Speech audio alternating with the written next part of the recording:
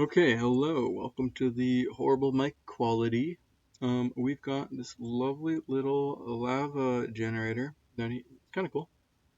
He's got it 3 blocks wide now, kind of big, mostly under the floor and the wall. And the whole idea is that when the lava fills up the cauldron, it gets pushed 2 blocks forward.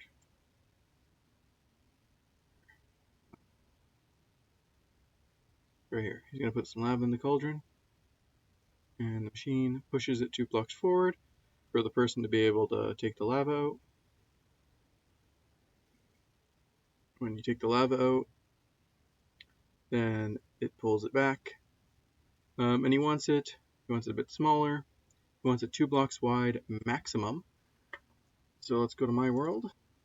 Okay, so this is the first machine that I built. It's 2 blocks tileable. The reason why it's 2 blocks tileable is it's the slice is only 1 block wide, but the problem is that this powered block right here would bud this one here. So if it was right next to each other, that wouldn't work. So I spent some time thinking about it, and I could absolutely not figure out how to do it with the cauldron in this position. It just didn't work. I take the lava, it pulls it back. If the lava goes, it goes there. Sadly, this situation there just isn't enough room, but what I did realize, this block here would be able to bud this piston when it's one forward without budding the one that's there. I just broke the machine. And I was like, oh, that's an amazing idea. So then I built this one. This one is, oh, I need that lava bucket. This one is 1 wide tileable. It's pretty neat. Only problem is that there are observers on this side of the cauldron, so it's not as flush. Because I believe the way that he did it on his is that the cauldron is 1 block out from the wall, right? Cauldron ends up 1 block out behind the wall. Where this one, the cauldron technically ends up underneath this part of the wall, but I don't think that's too bad considering that there's an empty space above it. You can put some stairs here. Really wanted to, you'd still do the black stone walls.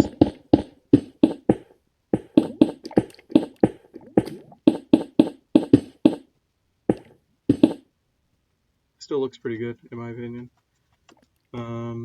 If this lava would ever grow, it takes forever. I was recording the old one. I had one before this. Yeah, I built one before this that was too wide, and I was like, I could make it better, so I re-recorded it. And then I decided I could make it even better, and now I'm re-recording it again with this. So it goes in, gets pushed out twice. When you go to take it back,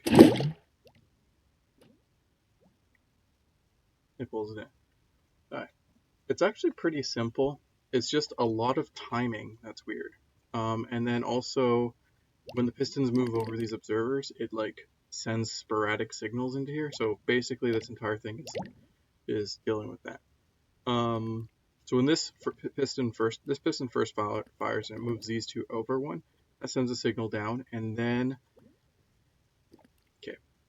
this is the signal is the scaffolding. So this is the first one. 1, 2, 3, 4, 5, 6, 7, 8. So there's 8 observers, and it turns this one on. And then 1, 2, 3, 4, 5, 6, 7, 8. So this one and this one turn on at the same time.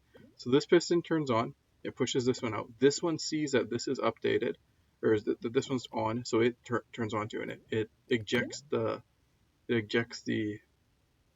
cauldron because it's on for such a small amount of time. So it just extends and retracts really quickly. And then this one here observes this one here. So right after this one fires, 1, 2, 3, 4. This one fires again to pull this piston back. So this piston's here. This one fires again to pull it back, and then this one and this one's at the same time, so 2 more ticks afterwards, then this one gets powered to turn this piston on to pull it back again. But what happens is that if you watch, it's the same animation for ejecting it. It ejects it, and then it gets pulled back, and then this one fires. But because the cauldron's over there, it doesn't actually manage to get it. Then when you get it back, instead of dropping it that time, it pulls it, so then it's able to pull it back twice. Let's go over this. So both of these end up feeding into this lamp here, which is sort of helps with some of the spamming, because when they both feed into the lamp at the same time, it combines the signals. Oh, it just automatically generates lava. Isn't that cool?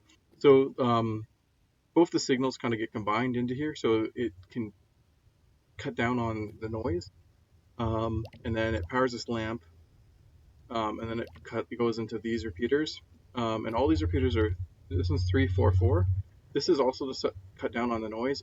It's kind of like combining the pulses together. All this is basically trying to combine all of the pulses from you activating the cauldron from either emptying it or it being filled with lava into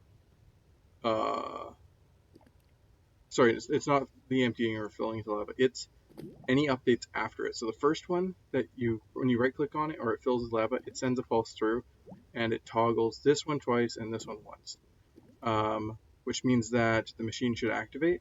And then when you do it, so when you do it or the lava does it, that happens. And then while it's moving, all of the random ticks from this go through as one more input to toggle this one. So because this one gets toggled once, then when the player input or the lava generation input goes in, it toggles this one, which turns this trapdoor on and off, which updates the scaffolding, because this scaffolding is supported by this trapdoor right here, but when the trapdoor is open, it's not supported. So at the top here, there's a block update for when the scaffolding is supported or not, which goes into these observers. Oh, that one just generated lava. Isn't it cool? I think this is so neat. I absolutely love it. There's lots of lighting updates, but there's not a lot of redstone updates. So what I would recommend is with the dimmer copper bulbs, use the dimmer copper bulbs wherever you can. And so all these copper bulbs should really be the wax weathered copper bulb. Or I guess they don't have to be wax because they're not going to get any more dim, but they have a significantly lower light level, so you don't really have to worry about how much light they give off. Yeah, so they should all be the more aged ones. And then where these redstone lamps are, you could use a trapdoor instead. They don't need to be lamps. So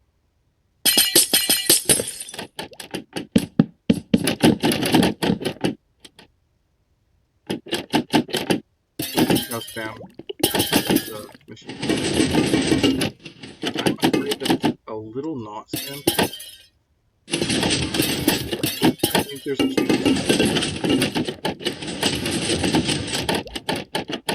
Okay.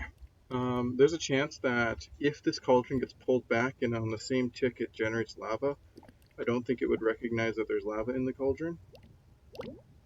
But fixing that's pretty easy. All you have to do is flip one of these trapdoors a couple times or any of these trapdoors once for the one it's on. So as we can see, these two, 1 and 5, are not there. So 1 and 5. And go in, and then 4 and 8, 8, 7, 4 and 7 have lava in them. So that fixes it. The state of these don't show at all the state of the machine because they flip twice, or they flip kind of a random number of times. These ones are a little more accurate, but again, they get desynced. I think these ones, yeah, the last one's desynced, probably just because of me going in. It doesn't really matter. All you need to know is flip one of these, resets the thing. pretty neat. I like it. Um, yeah, thanks for watching. Or here, I'll give you guys a good side view of it. So you can copy it. Thanks for watching.